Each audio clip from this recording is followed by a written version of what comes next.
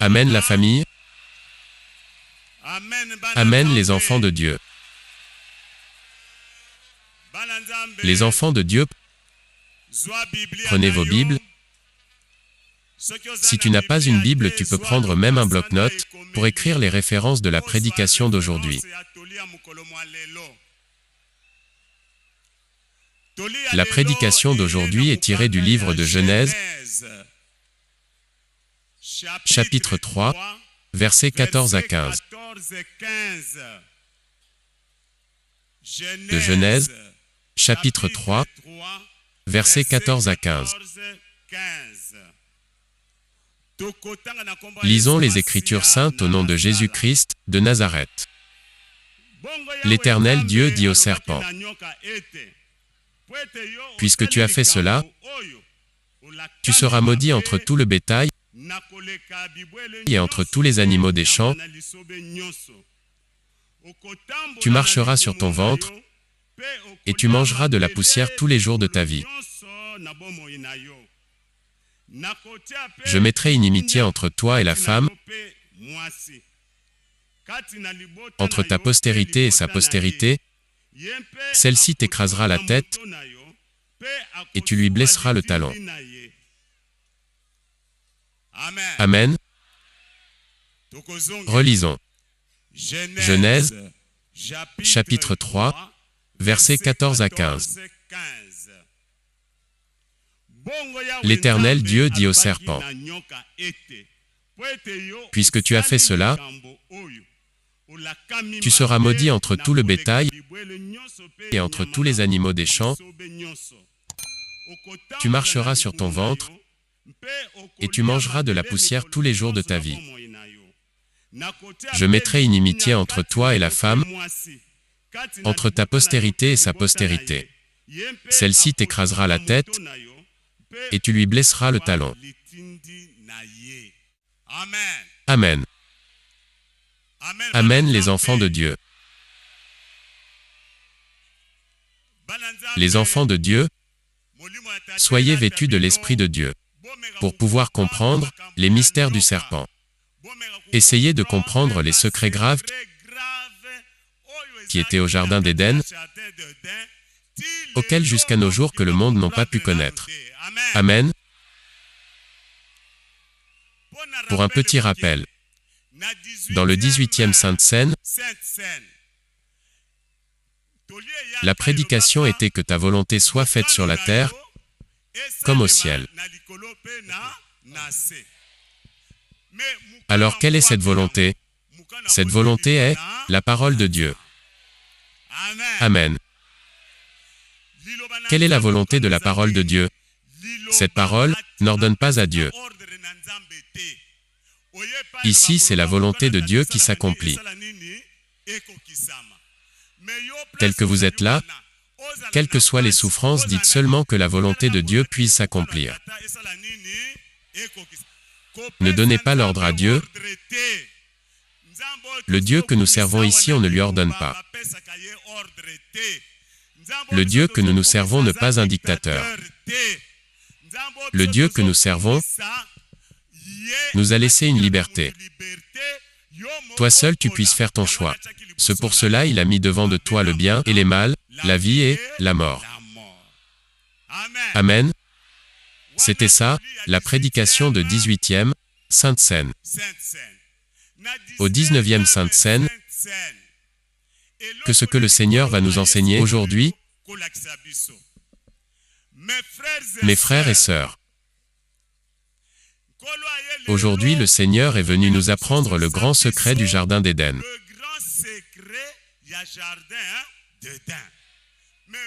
Mais pour bien comprendre, mes frères qui sont ici puissent nous lire sur le livre d'Osée. Soyez très très attentifs.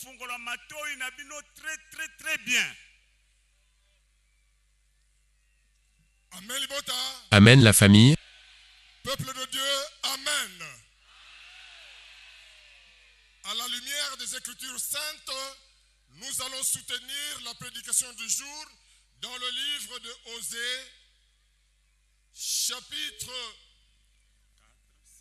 4, verset 6. Osée 4, verset 6.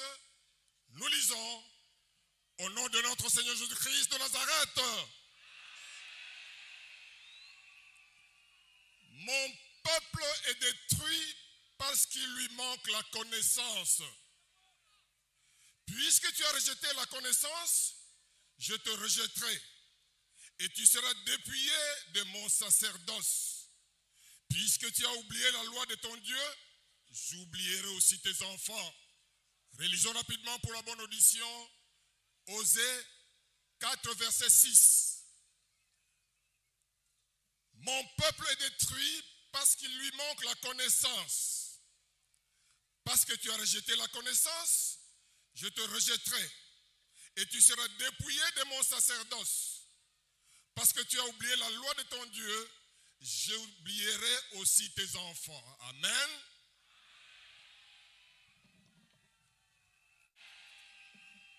Amen la famille. Ce bien éclairci que les gens ont refusé la connaissance divine. On n'a parlé ni des maris de nuit, ni des femmes de nuit. Vous êtes attentifs?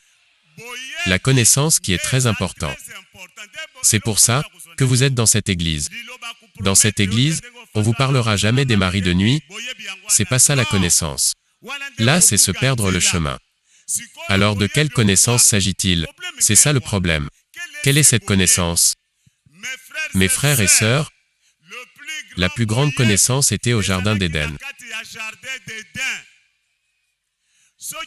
Si vous avez connu cette connaissance qui était Jardin d'Éden, mes frères et sœurs, vous allez avoir la paix et le Seigneur va commencer à vous protéger du matin au soir.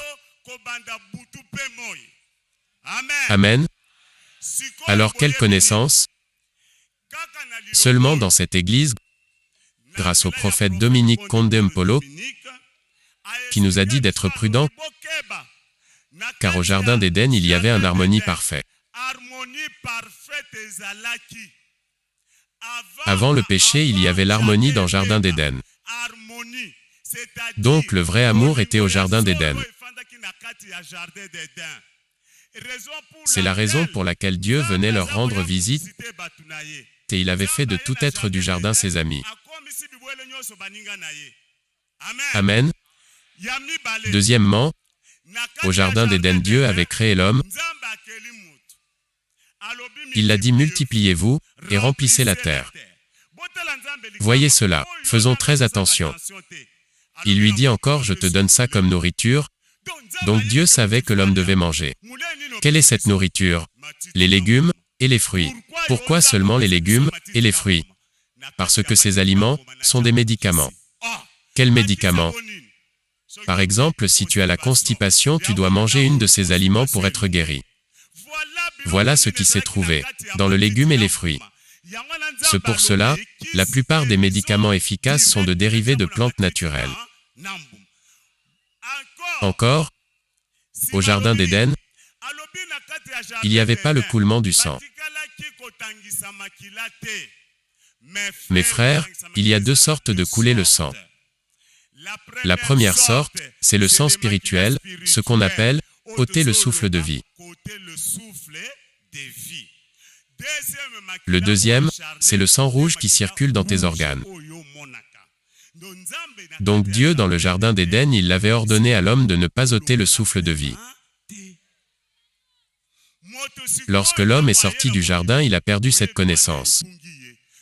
Mais vous les fidèles de cette église, vous connaissez très bien cette connaissance qui était au Jardin d'Éden. Même si vous l'ignorez, sachez que cela te sépare et le Seigneur. Ton esprit mourra, tu marches, mais avec un esprit mort, parce que tu es séparé de ton Dieu. Amen. Voici une autre connaissance. Le serpent. Le serpent au Jardin d'Éden. Le serpent avait tous détruit. Mes frères et sœurs, dans le Jardin d'Éden, il y avait combien de sortes de serpents? Le premier serpent était une bétail telle que Dieu l'avait créée. Le deuxième serpent était spirituel, il fut appelé Satan le diable. Le troisième serpent était dans l'ombre, en train d'observer les erreurs de 2 premiers serpents, pour pouvoir le corriger. Amen. Dans le jardin d'Éden, il y avait combien de serpents? Le premier serpent était un bétail, qui marche par son ventre. Le deuxième serpent était spirituel, qu'on appelle le diable et Satan. Le troisième serpent, il était dans l'ombre. Il était caché, il surveillait les autres, s'ils pouvaient commettre des erreurs. S'il ne commet pas d'être, il deviendra ses frères. Le premier serpent était charnel. Le serpent spirituel était incarné dans le serpent charnel. Est-ce que vous comprenez? Le serpent animal que nous voyons. Maintenant, le serpent spirituel qui était au jardin d'Éden était allé s'incarner dans le serpent charnel. Il commence son attaque chez la femme. Pourquoi Dieu avait permis qu'on attaque seulement la femme? Non, Dieu n'avait pas permis cela, parce que lorsque Dieu avait créé Adam, la femme n'était pas encore là. Lorsqu'il avait donné ses ordres de ne pas toucher à cet arbre. Donc chaque pays a des règlements. Dans ce pays de l'Éternel, c'était ça les règlements. Amen. Lorsque Dieu avait donné ses ordres aux animaux terrestres, aux poissons, aux oiseaux, ainsi qu'à Adam, la femme n'était pas encore là. Dieu avait formé la femme avec un côté de l'homme. Satan avait compris que lorsque Dieu donnait ses ordres, la femme n'était encore pas là. S'il allait vers les animaux pour leur dire d'ôter le souffle de vie, les animaux n'allaient pas accepter. Même tout autre les êtres, y compris l'homme, n'allaient pas accepter. Alors Satan était parti séduire celui qui était absent lorsque Dieu donnait ses ordres. Amen. Lorsque le serpent est parti chez la femme, il l'a séduit directement.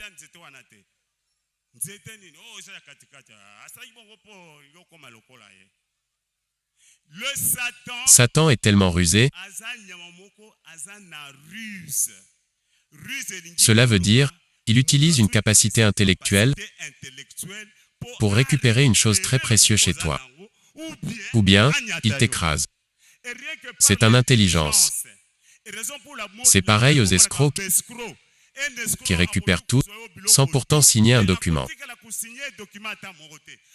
Celui qui bénéficie.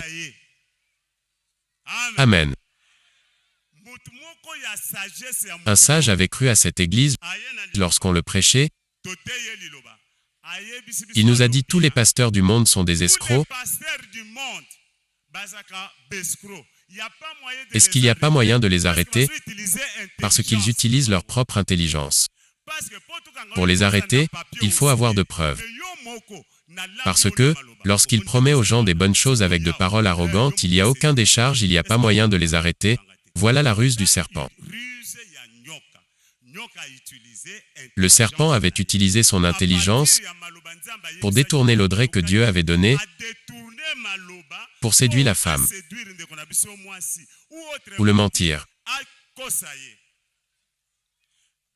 Et la femme a été séduite. Amen. Puis Dieu a adressé ceci au serpent. Serpent. Maintenant là, nous sommes dans conséquence qui était arrivé au jardin d'Éden. Le premier mal était la désobéissance. Lorsqu'il avait désobéi, le mal était entré chez eux. La femme avait cherché à savoir pourquoi l'animal a un souffle de vie, pourquoi l'animal est semblable à un humain. Alors, la femme avait cherché à comprendre à quel endroit où s'est trouvé la réservoir de souffle de vie. Elle était trop curieuse. Lorsqu'elle avait osé découvrir cet endroit, directement l'être meurt. Ici, l'animal est symbolique. Plusieurs se demandent s'il s'agissait de quel animal. C'est juste un symbole pour montrer qu'un être ayant le souffle de vie, un être ayant le sang, un être ayant l'eau, et qui peut aussi marcher. C'est symbolique. Amen. Elle a ôté le souffle de vie. Lorsqu'elle avait ôté le souffle de vie, Dieu est venu. Il dit à l'homme, « Où es-tu » L'homme lui répond, « Suis caché par ici. » Or l'homme était innocent à ce crime, c'était la femme qui avait tué. Alors pourquoi aujourd'hui l'homme doit subir? Mais oui, la femme, avant de faire quoi que ce soit, elle doit consulter son mari. Mais cette fois-là, elle avait accepté sans pourtant consulter son mari. Cette fois-ci, la femme est venue chez l'homme et l'homme n'avait pas hésité. Directement, il accepte. Puis Dieu lui dit, « Désormais, tu n'écouteras plus les enseignements d'une femme. » Je ne m'adresse pas aux femmes qui sont ici. Suivez très bien. Ce n'est pas vous. Il s'agit d'une église. Amen. Alors, Dieu est venu vers le serpent pour le maudire. Il y avait deux sortes de malédictions que Dieu avait données au serpent. Premièrement, tu marcheras sur ton ventre. Deuxièmement, tu mangeras de la poussière tous les jours de ta vie. Mais le serpent marche déjà sur son ventre. Oui, cela ne signifie pas un serpent animal. C'est plutôt les sortes d'évangiles que tu vas commencer à prêcher sera pour satisfaire ta ventre.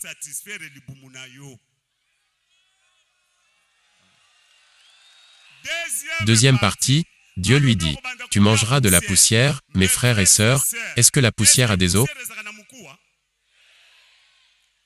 Cela signifie, il deviendra orgueilleux, le serpent chercherait que la gloire. Il va commencer à enseigner l'évangile du ventre, en même temps, d'être revêtu de la gloire. Prêcher devant les gens avec orgueil. Voilà la signification de deux malédictions du serpent. Amen.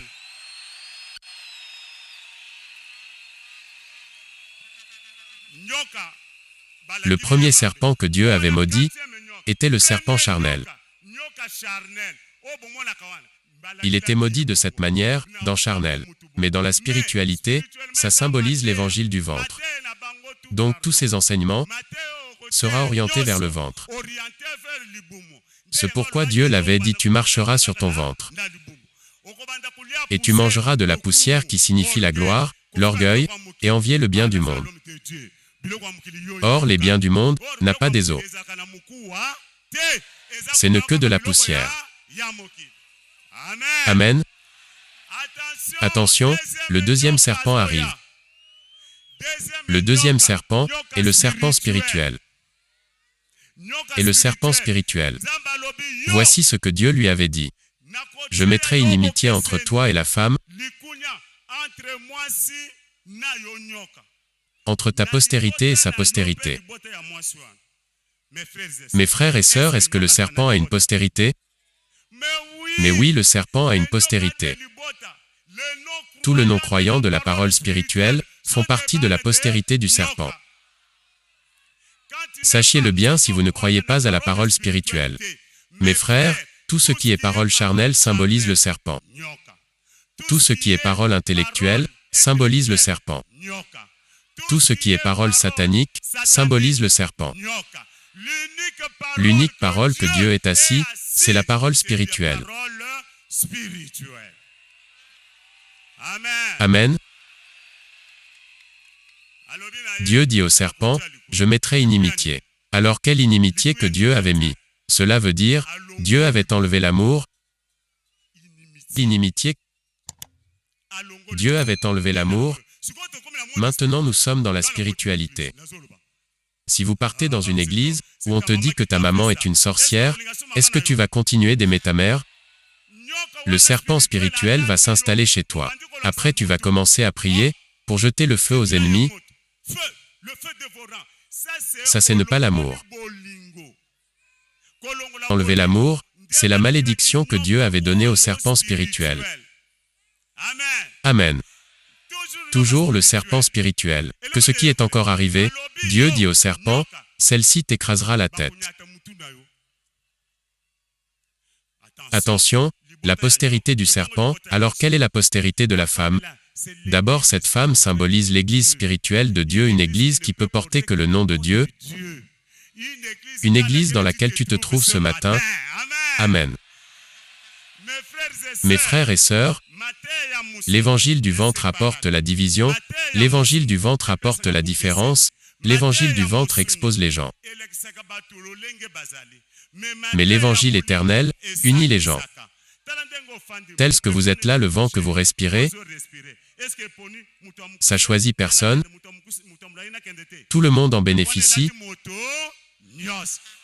Ce pareil à la prédication de cette Église, qui unit tout le monde, qui fait que la vache et l'ours aient un même pâturage. Donc le mauvais et les bons soient ensemble. Apprenons à se supporter les uns et les autres. Entre nous, le problème ne cessera pas. Apprenons à supporter le caractère d'un chacun. Amen. Le serpent dit, « Je vais écraser la postérité de la femme alors. » Quelle est la postérité de la femme? C'est le Christ. La postérité de la femme, c'est le Christ.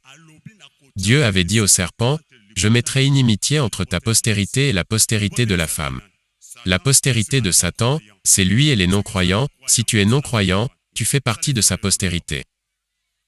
La postérité de la femme, c'est le Christ et tous ceux qui l'obéissent. Tous ceux qui suivent la parole spirituelle.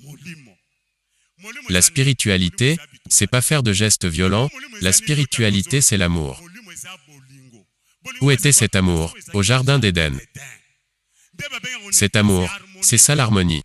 Est-ce que là où vous habitez, vous avez l'harmonie envers les autres? Si vous êtes méchant, là c'est le manque d'harmonie. Amen. L'enseignement de cette Église est venu pour unir, même si vous êtes venu avec la colère. Du coup, la colère ne sera plus là. L'enseignement de cette Église donne la paix. Voici comment le serpent se manifeste. Lui, il est à la télévision. Il demande aux gens de toucher leur écran pour être délivrés. Lorsque celui-là va tomber devant sa télévision, est-ce qu'il était repenti? Il tombe, avec sa colère, avec ses soucis, avec sa haine, il dira qu'il est délivré. C'est faux et archi-faux. Il n'est pas délivré. Amen. Il ne sera pas délivré, c'est du mensonge. Mes frères et sœurs, même dans le temps de Jésus-Christ, Jean-Baptiste disait « Repentez-vous ». Donc d'enlever les mauvais comportements, pour que Dieu puisse prendre sa place dans ta vie. Mais celui-là fait de miracles, sans que la personne puisse être repentie. Est-ce réellement cette personne sera délivrée? Voilà la ruse.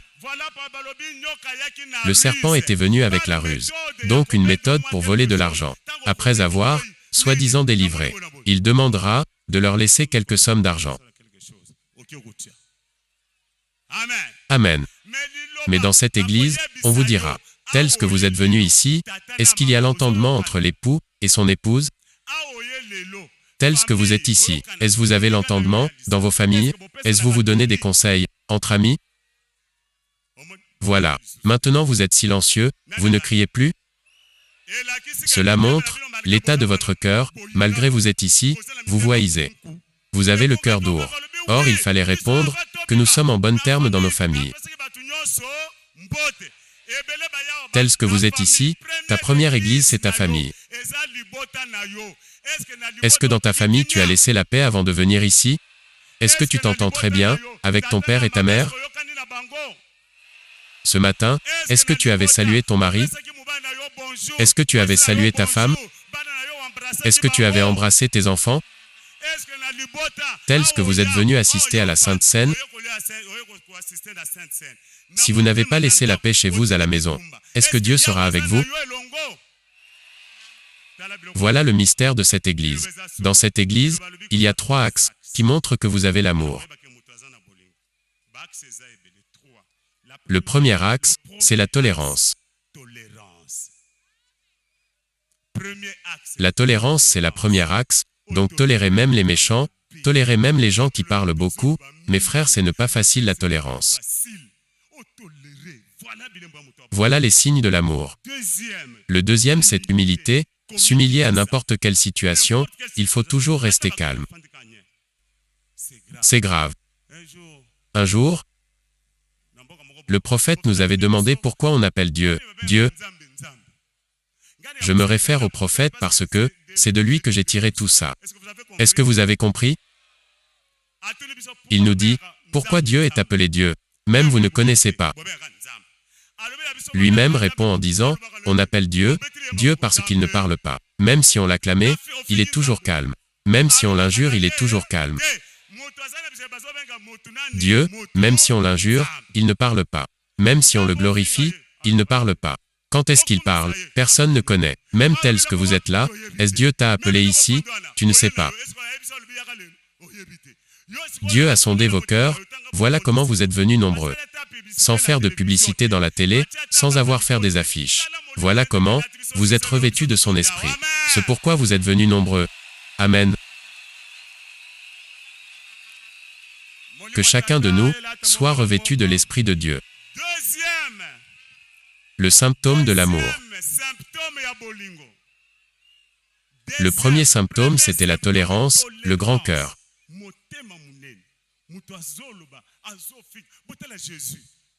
Voyez Jésus, suivez son exemple, le prophète nous avait dit. Jesus, depuis chez Pilate, jusqu'à Golgotha, il avait eu des coups de fouet terribles. Imagine-toi à sa place, tu allais directement insulter. Mais Jésus était toujours calme. Depuis sa dernière parole chez Pilate, le reste de temps Jésus n'avait plus parlé. Est-ce que vous comprenez? Depuis chez Pilate, Jésus était fouetté, transpercé. Malgré cela, Jésus n'avait rien dit.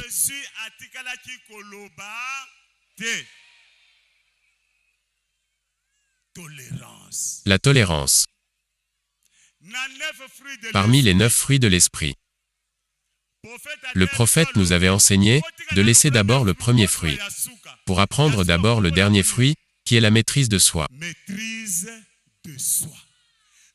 Si vous apprenez à avoir la maîtrise de soi, le vrai amour habitera chez vous.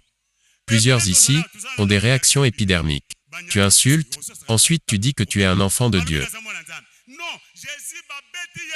Jésus était frappé réglementaire, mais il était toujours calme. C'est pourquoi il était considéré comme un agneau. Alors vous, aujourd'hui, vous allez célébrer la Sainte Seine. Est-ce que vous êtes semblable à un agneau? Est-ce que vous êtes tolérant? Même où vous habitez, vous supportez les autres. Il faut aussi laisser parler les autres, pas seulement toi.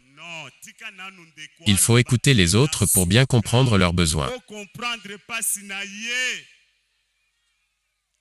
La tolérance. Le premier axe, le premier symptôme. Le deuxième symptôme, l'humilité. Le troisième symptôme, c'est le pardon. Le prophète nous avait dit qu'il a plusieurs symptômes, mais on la synthétise à 3 axes principaux. La tolérance, l'humilité et le pardon. Il faut toujours pardonner quelle que soit la grandeur du problème. Donc pardonnez à tout le temps. Si vous pardonnez à tout moment, là vous aurez directement les signes du vrai amour. Par après vous serez revêtus de l'Esprit de Dieu.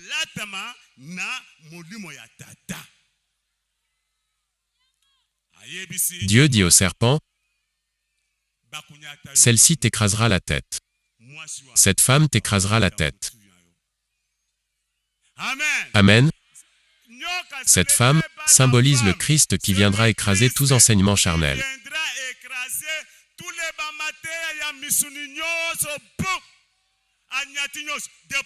Depuis l'arrivée de cette Église, des campagnes d'évangélisation n'ont plus d'ampleur. Depuis l'arrivée de cette parole, de nuit de prière n'existe plus. Depuis l'arrivée de cette Église, il n'y a plus de jeûne de 60 jours. Amen. Elle a écrasé le serpent sur la tête, donc reversé tous les enseignements charnels. Amen. Puis Dieu dit au serpent, « Et tu lui blesseras le talon. » Cette femme symbolise Église de Dieu. Donc Satan blessera cette Église au talon. C'est-à-dire de faire souffrir cette Église, d'empêcher par tous les moyens l'avancement de cette Église, de semer de désordre et la dissipation à cette Église, d'empêcher le progrès de cette Église. Mais cette fois-ci, comme on l'a écrasé sur la tête, il n'aura plus de force de blesser cette femme au talon.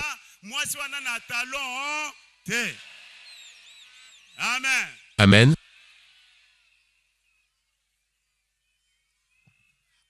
Amen la famille. Nous allons accomplir tout ce qui vient de sortir de la bouche du prédicateur dans le livre de Luc, chapitre 10, verset 19. Il est écrit: Voici, je vous ai donné le pouvoir de marcher sur le serpent et les scorpions, et sur toute la puissance de l'ennemi, et rien ne pourra vous nuire. Amen. Le premier serpent, c'est le serpent animal, un bétail. Le deuxième serpent, le serpent spirituel, autrement appelé Satan le diable. Alors où était le troisième serpent? Vous n'avez pas suivi?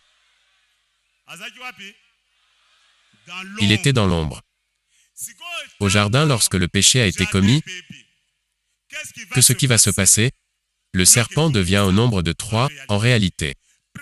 Le premier serpent était le serpent charnel, que tous nous connaissons, certaines personnes le mangent. Le troisième serpent était spirituel. Alors le jardin est abîmé. Le troisième serpent, qui était caché, est enfin sorti. Celui-ci fut appelé le serpent de rein. Pourquoi le serpent de rein? Parce que dans la Bible, Pharaon, j'espère que vous connaissez cette histoire. Il avait libéré combien des serpents? Il avait libéré 10 serpents, qui signifie le 10 manières que Satan utilise ses ruses. Satan a 10 ruses, pour qu'il puisse séduire, il utilise 10 formes de ruses. Autrement dit, les 10 formes de ses églises. Le 10 sortes des églises de Satan, il cite le nom de Jésus. Mais en réalité, c'est Satan qui agit. Amen. Maintenant, Dieu avait dit à Moïse, que ce que tu as dans tes mains. Moïse avait répondu, j'ai une canne. Puis Dieu lui dit, jette cette canne au sol. Lorsque Moïse avait fait ainsi, que ce qui était passé? Cette canne était transformée en serpent, que ce qui était arrivé à la suite? Son serpent avait avalé les 10 autres. Est-ce que vous comprenez? C'est-à-dire, il y a 3 sortes de serpents. Le serpent charnel, le serpent spirituel, ce qu'ils appellent le serpent maléfique, ainsi que le serpent de rein qui est l'image de la préfiguration du Christ, qui viendra avaler les 10 serpents de Pharaon. Autrement dit, tous ceux qui suivent cette église de loin, malgré leurs critiques, ils viendront, ils sont nos frères. Ils viendront, soyez calmes, ce pour bientôt. 10 ans c'est trop, ils viendront tous. Ils viendront suivre le serpent que Moïse avait jeté sur terre, qui retournait la canne lorsqu'il le touchait à la queue, le serpent qui avalait tout autre serpent. C'est-à-dire, tous leurs enseignements charnels sera avalé par ce serpent. Amen. Toujours ce serpent, Dieu avait dit à Moïse, de serpent tue les hommes de ta tribu.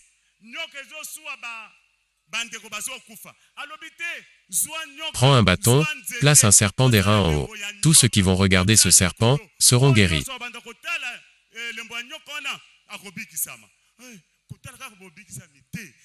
C'est à dire, pas seulement regarder mais obéir, et appliquer tout ce que la Sainte Église demande, en ce moment-là ils seraient guéris spirituellement. Amen. Pourquoi? Pourquoi? Le serpent, c'est l'image. Le serpent, c'est l'image d'un péché condamné. tandis que les reins est un jugement divin et le serpent des reins c'est la préfiguration du Christ. C'est un jugement divin. Et le serpent des reins, c'est la préfiguration du Christ. Alors le branche d'arbre, ce branche d'arbre symbolise, est-ce que vous suivez? Le branche d'arbre symbolise lorsque la femme était au jardin d'Éden. Le serpent était monté sur un branche de l'arbre pour séduire la femme en ce moment-là où l'arbre avait amené un fardeau. L'arbre avait porté le malheur de ce que le serpent avait causé chez la femme. Compris?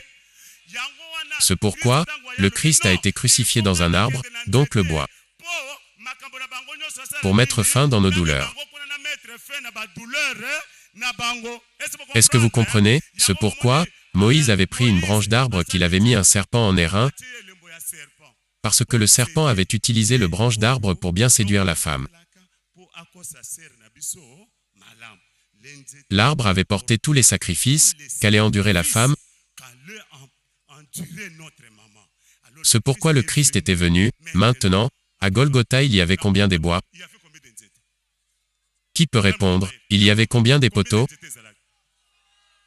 Il y avait 3. Jésus était au milieu, et 2 à ses côtés.